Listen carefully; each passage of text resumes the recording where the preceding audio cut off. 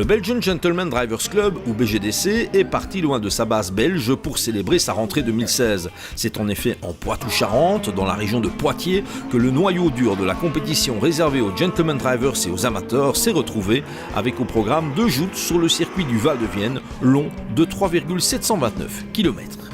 Et comme le veut une certaine habitude sur le front de la Division 2, la lutte pour la victoire allait concerner les deux BMW M3 E46 de pointe, menant la danse au championnat, à savoir la 64 de Koen de Witt et la 17 d'un Johan Huygens, accompagné pour l'occasion de Chris Coles, remplaçant d'un Peter Verlinde convalescent après un accident de la route.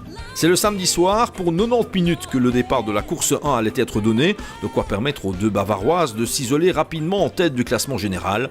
Entre De Witt et le duo Huygens-Coles, le combat pouvait commencer.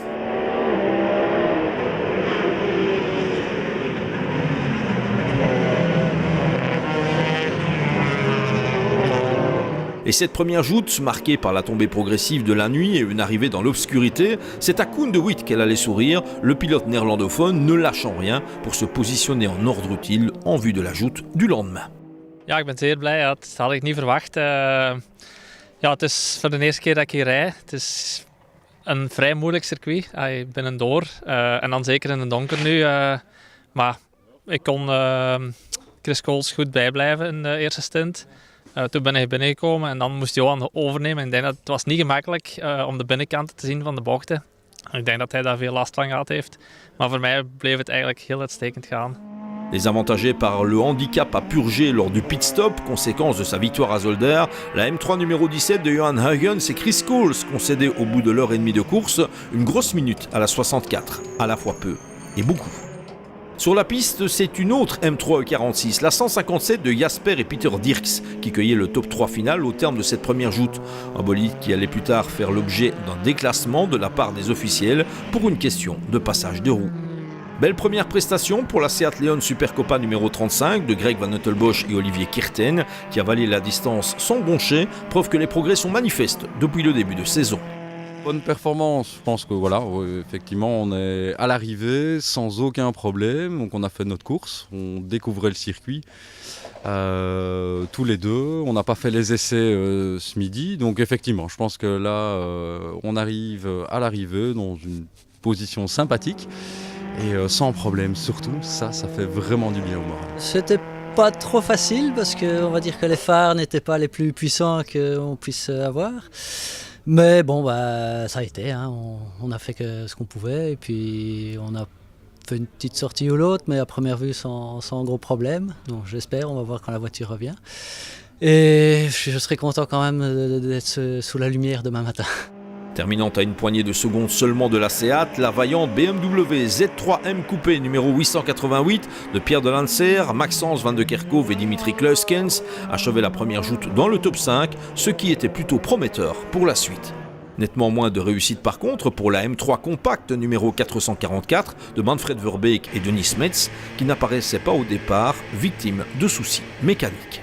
Une courte nuit plus tard, c'était reparti pour un tour, ou plutôt une bonne soixantaine de rondes, avec une course 2 entamée à 8h du matin et s'étalant sur 120 minutes. Au moment de leur vol, il apparaissait clairement que Koen de Witt, nanti d'une minute d'avance, pouvait calquer sa progression sur celle de la numéro 17 de Huygens et Coles.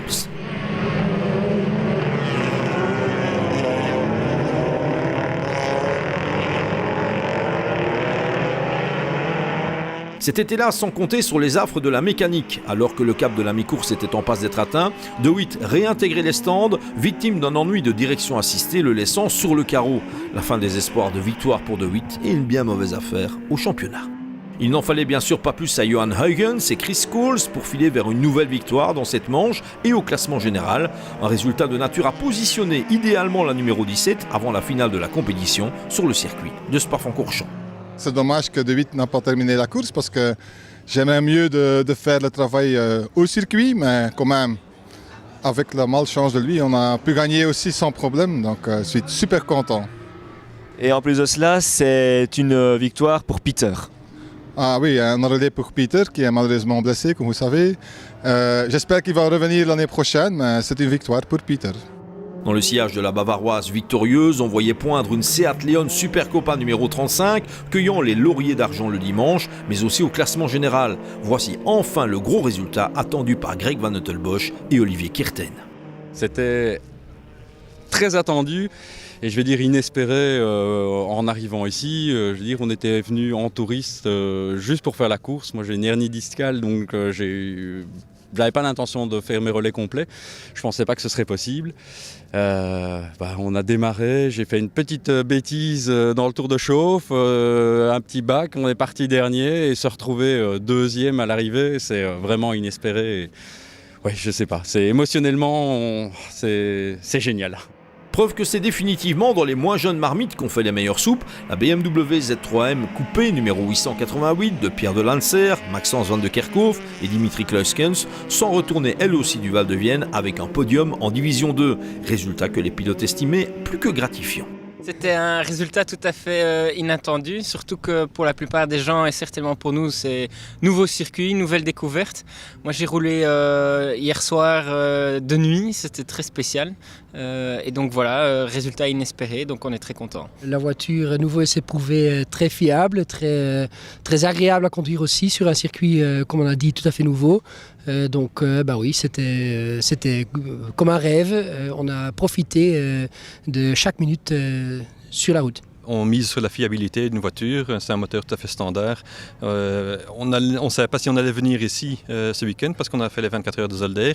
Après ça, on n'a eu aucun problème, on a juste mis un peu d'huile sur le moteur et on est venu ici parce que on voulait découvrir le circuit et ça s'est bien déroulé. Terminant au pied du podium final le dimanche, la famille Dirks n'allait hélas pas pouvoir profiter longtemps de ce résultat plus qu'honorable. On espère en revoir les membres lors de la finale spadoise. En remportant le classement de l'AD2 au Val de Vienne, alors que De Witt accusait le coup, Johan Huygens et Chris Cole se positionnent en ordre très utile avant le verdict de la fin de saison, le dimanche 16 octobre, sur le plus beau circuit du monde.